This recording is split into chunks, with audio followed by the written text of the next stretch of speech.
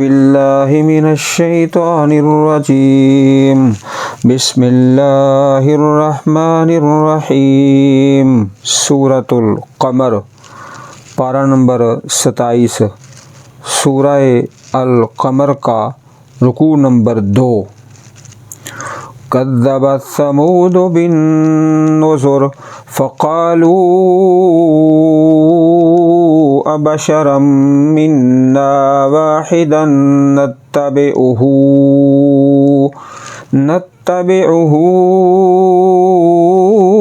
انا اذا لفی ضلال وسعر ألقي الذكر عليه من بيننا بل هو كذاب أشر سيعلمون غدا من الكذاب الأشر إنا مرسل الناقة فتنة لهم فارتقبهم واستبر ونبئهم أن الماء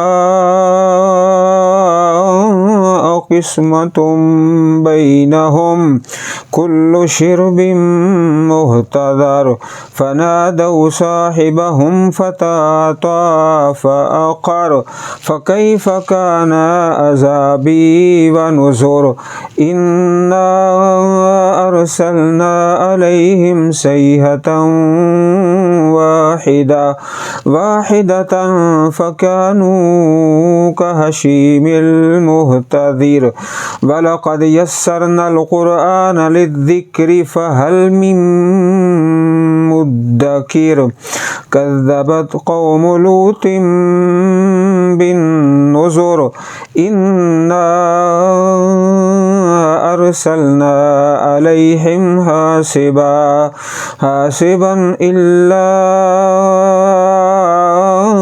آلَ لوط نجيناهم بسحر نعمة من عندنا كذلك نجزي من شكر ولقد أنذرهم بطشتنا فتماروا بالنذر ولقد راودوه عن ضيفه فتمسنا أعينهم فذوقوا عذابي ونذر ولقد سبحهم بكرة عذاب مستقر فذوقوا عذابي ونذر ولقد يسرنا القرآن للذكر فهل من مدکر۔ سورۃ القمر، رکوع نمبر 2، دوسرا رکوع۔ یہاں اللہ احکم الحاکمین نے اپنے پیارے چند پیغمبروں، رسولوں، نبیوں کا تذکرہ فرمایا ہے۔ سورہ القمر مکی صورت ہے اور اس کے کل 3 رکوع ہیں۔ پہلے رکوع میں شق قمر کا واقعہ ہے جس کے متعلق متواتر احادیث ہیں تواتر کے ساتھ۔ پیارے رسول علیہ السلام مینا میں تھے اور ہجرت سے 5 سال پہلے یہ معجزہ اللہ کے حکم سے رونما ہوا۔ یہاں پر سب سے پہلے قوم سمود کا تذکرہ ہے۔ کذبت ثمود بالنذر، قوم سمود حضرت صالح علیہ السلام رب کے نبی، اللہ کے پیغمبر اس قوم کی طرف آئے۔ جھٹلایا قوم سمود نے بالنذر، ڈرانے والوں کو جھٹلا دیا۔ فقالو، تو کہنے لگے، وہ قوم سمود کے جو کفار تھے انہوں نے 3 سبب بیان کیے۔ 3 سبب، نوح علیہ السلام کا انکار کرنا، کفر کرنا، اور اس کی 3 وجوہات بیان کی۔ سب سے پہلی وجہ بشرن، کہ وہ بشر ہے، یعنی بشر، اس لیے ہم اس کو ماننے کے لیے تیار نہیں ہیں۔ دوسرا سبب یہ بیان کیا منا کہ بشر بھی ہم جیسا، عام بشر، کوئی سردار یا سرمایہ دار نہیں ہے۔ تیسرا سبب یہ بیان کیا واحدہ، کہ یہ اکیلا آدمی ہے، اس کے ساتھ کوئی جتھا یا پارٹی نہیں ہے۔ تو 3 وجہ بیان کی ان ظالموں نے، کفار نے۔ اِنَّا اِذًا لَفِي ضَلَالٍ وَسُعُرٍ، بے شک ہم تو اس وقت ضلال، بڑی گمراہی میں، وسعر اور دیوانگی میں ہوں گے۔ اگر ہم اس کی بات مانیں تو ہم تو بڑی گمراہی میں چلے گئے۔ توبہ استغفر اللہ، نعوذ باللہ من ذالک۔ اُلقی الذکر، کیا ڈالی گئی نصیحت اسے دی گئی، علیہ اس صالح پر، من بیننا ہمارے درمیان میں سے، بل هو کذاب اشر، بلکہ وہ تو بہت جھوٹا ہے، متکبر ہے، اشر متکبر ہے۔ سیعلمون غدا من الکذاب الاشر، ان قریب وہ جان لیں گے کل، غداً کل، یعنی کل قیامت کو یا دنیا میں جب عذاب آئے گا، کون ہے جھوٹا، الاشر متکبر۔ اِنَّا مُرْسِلُ النَّاقَةِ فِتْنَةً لَهُمْ، بے شک ہم بھیجنے والے ہیں اونٹنی، آزمائش ان کے لیے، آزمائش، فتنہ آزمائش۔ فَارْتَقِبْهُمْ، ان کا انتظار کرو، وَاسْتَبِرْ، اور اچھی طرح صبر کرو، وَنَبِّئْهُمْ، اور ان کو بتاؤ، ان کو خبر دو، أَنَّ الْمَاءَ قِسْمَةٌ بَيْنَهُمْ، کہ پانی ان کے درمیان تقسیم ہوگا، پانی تقسیم ہوگا، کل شرب محتضر، ہر ایک پینے کی باری پر حاضر ہوا جائے گا، کل شربن، پینے کی ہر باری پر، محتضر، حاضر ہوا جائے گا۔ فنادوا صاحبہم، انہوں نے پکارا اپنے ساتھی کو، صاحبہ، فتعاطیٰ، سو اس نے پکڑا اس اونٹنی کو، فعقر، اور اس کی کونچیں کاٹ دیں۔ یہ اونٹنی اللہ تعالیٰ کی طرف سے ایک بہت بڑا معجزہ تھا جو اللہ کے حکم سے رونما ہوا۔ بعض لوگوں کا یہ خیال ہے کہ وہ اونٹنی نہایت سخت چٹان سے نکلی، چٹان سے، تو اس چیز کا کوئی ثبوت قرآن و سنت میں نہیں ہے۔ وہ اللہ تعالیٰ کا حکم تھا، اس کا امر تھا، کہاں سے آئی اس کی حقیقت اللہ پاک ہی بہتر جانتے ہیں۔ اللہ تعالیٰ نے اسی واقعے کو سورۃ ہود کے اندر بھی بیان فرمایا ہے۔ سورہ ہود میں قالوا یا صالح قد كنت فینا مرجوا قبل هذا اتنهانا ان نعبد ما يعبد آباؤنا واننا لفی شک مما تدعونا الیہ مریب، بڑے شک میں ہیں، گہرے۔ قال یا قوم ارأیتم ان کنت علی بینۃ من ربی وآتانی منہ رحمۃ فمن ینصرنی من اللہ ان عصیتہ فما تزیدوننی غیر تخسیر۔ یہ بیان سورۃ ہود پارہ نمبر 12 حضرت صالح علیہ السلام کا۔ وَيَا قَوْمِ هَٰذِهِ نَاقَةُ اللَّهِ لَكُمْ آیَةٌ، اے میری قوم، یہ اللہ کی اونٹنی، جس طرح بیت اللہ اللہ کا گھر، اسی طرح ناقۃ اللہ اللہ کی اونٹنی تمہارے لیے نشانی ہے۔ فَذَرُوهَا، اس کو چھوڑو، تَأْکُلْ فِی أَرْضِ اللَّهِ، کہ اللہ کی زمین میں کھاتی پھرے، وَلَا تَمَسُّوهَا بِسُوءٍ،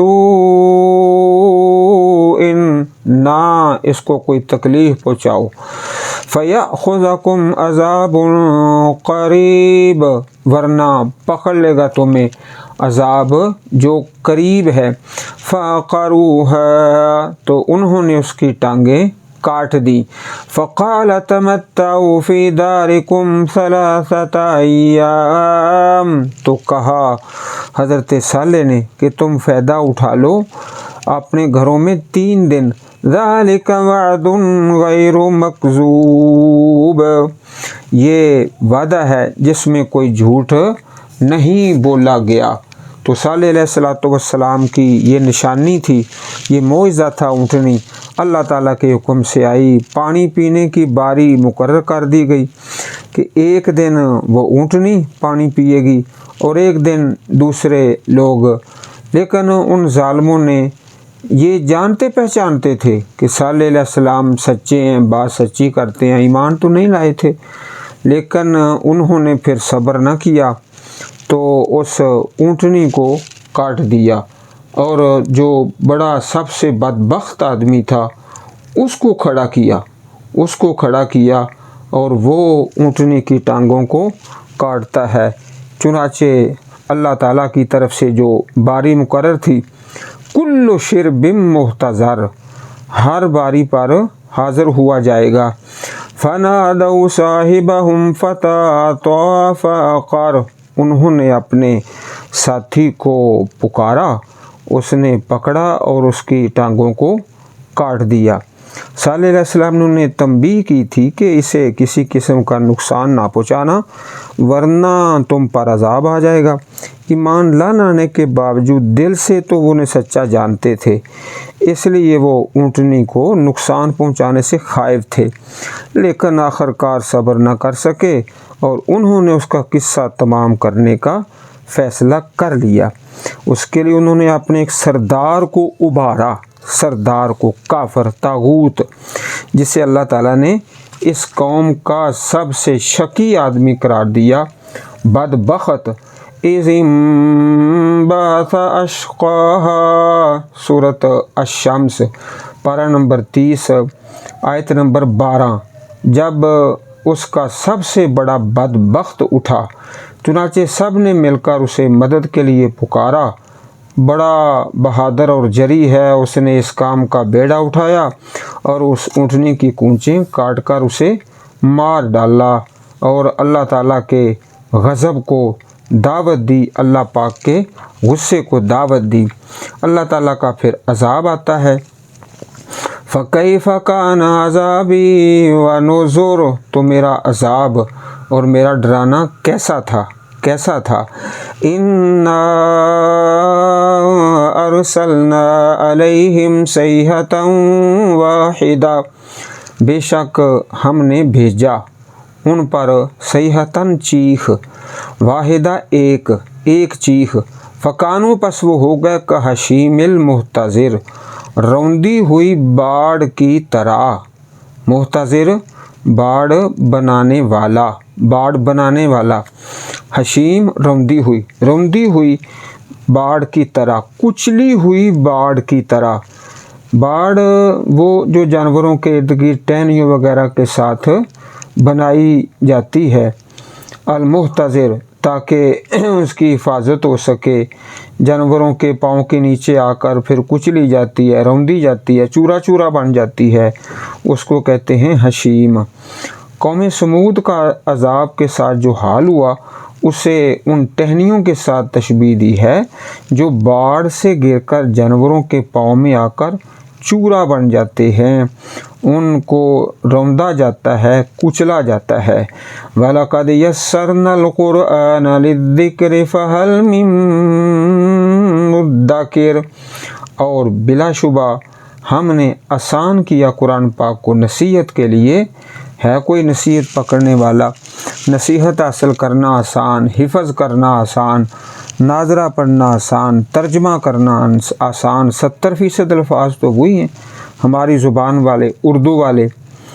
کذبت قوم لوط بالنذر، جھٹلایا قوم لوط نے ڈرانے والوں کو جھٹلا دیا۔ اب یہاں سے جناب لوط علیہ السلام کا قصہ شروع ہوتا ہے۔ یہاں مختصر بیان ہے سورہ القمر کے اندر۔ اس سے پہلے سورۃ اعراف میں اور سورہ شعراء میں اور سورہ ہود میں یہی واقعات تفصیل کے ساتھ گزرے ہیں۔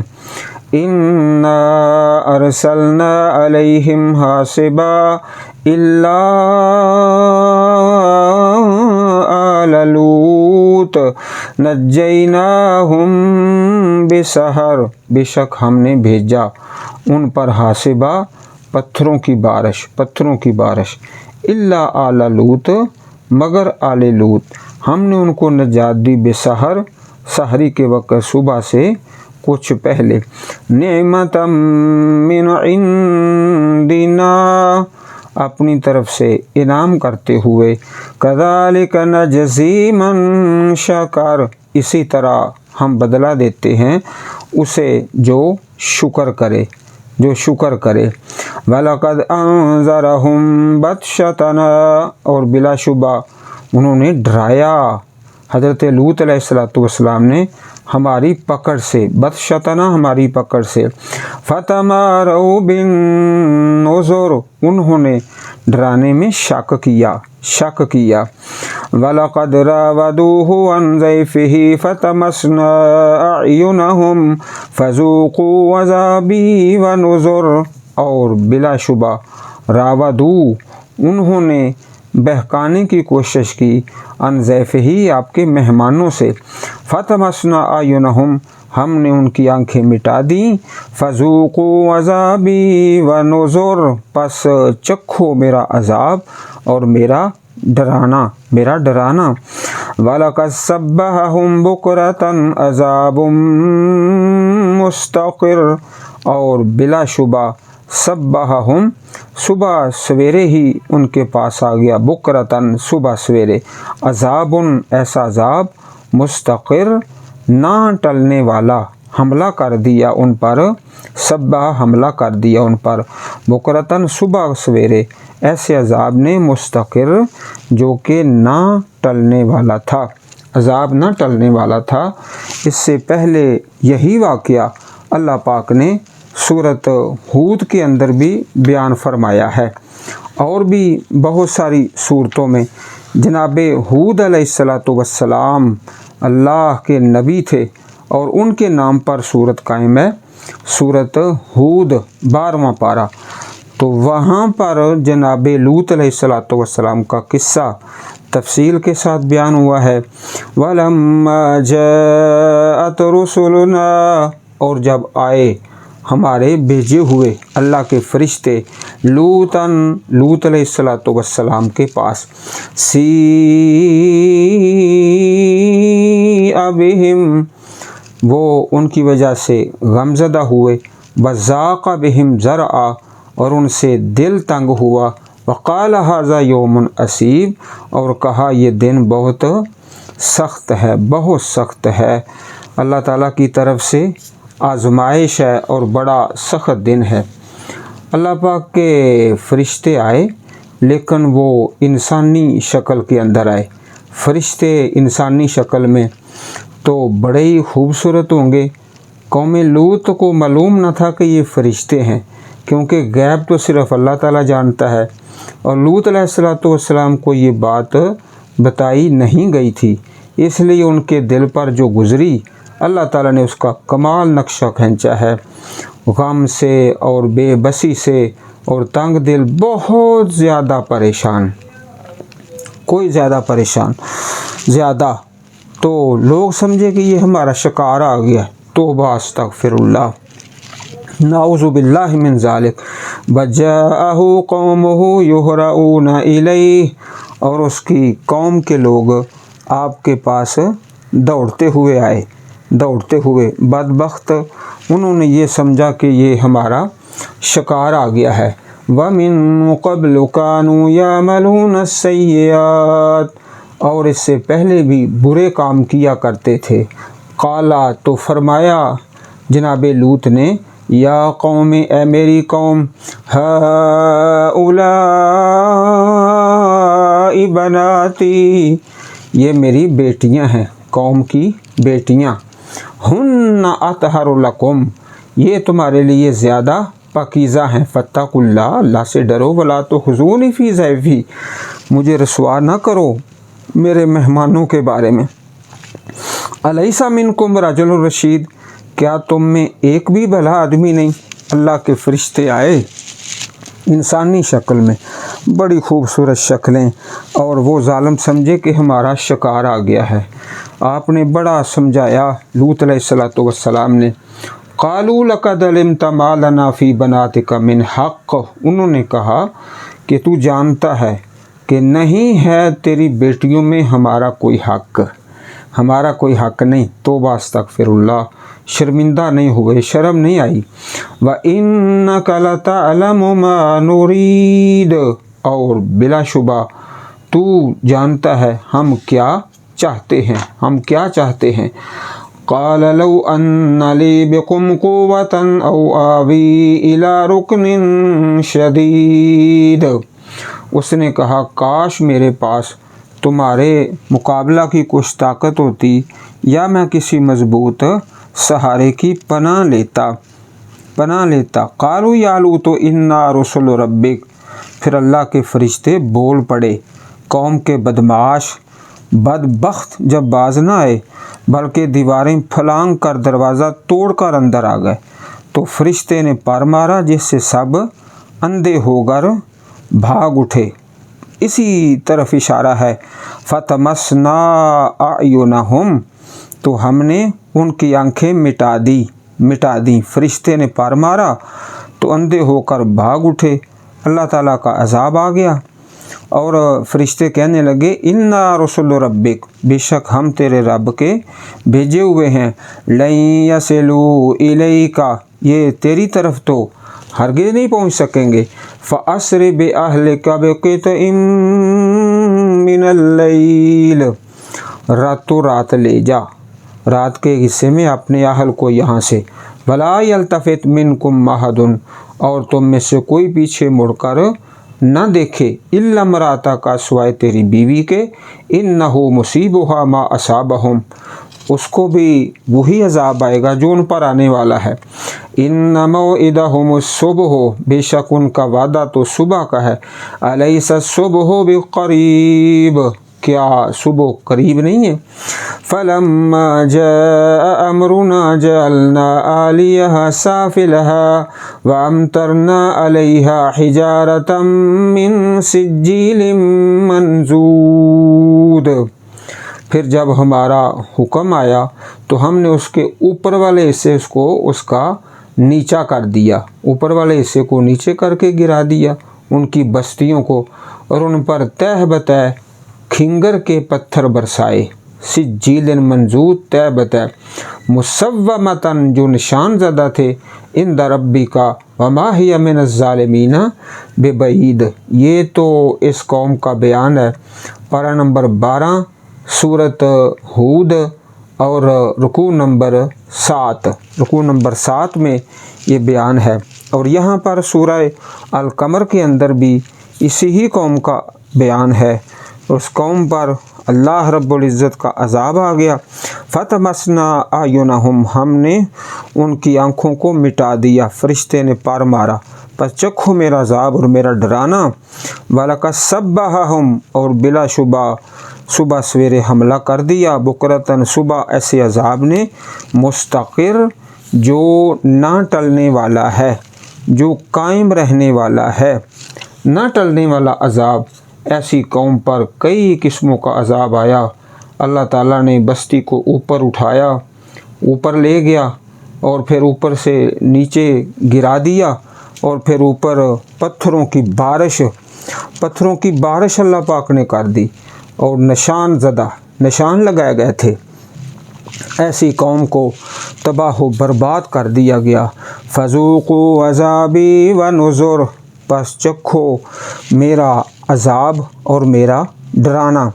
وَلَقَدْ يَسَّرْنَا الْقُرْآنَ لِلذِّكْرِ فَهَلْ مِن مُدَّكِرٍ، اور بلا شبہ یقیناً ہم نے قرآن کو نصیحت کے لیے آسان کر دیا، تو کیا ہے کوئی نصیحت حاصل کرنے والا۔ یہ آیت کریمہ بار بار آ رہی ہے، جس طرح سورۃ الرحمن کے اندر فَبِأَيِّ آلَاءِ ربکما تکذبان، یہ آیت بار بار آتی ہے کہ تم دونوں اپنے رب کی کون کون سی نعمتوں کو جھٹلاؤ گے۔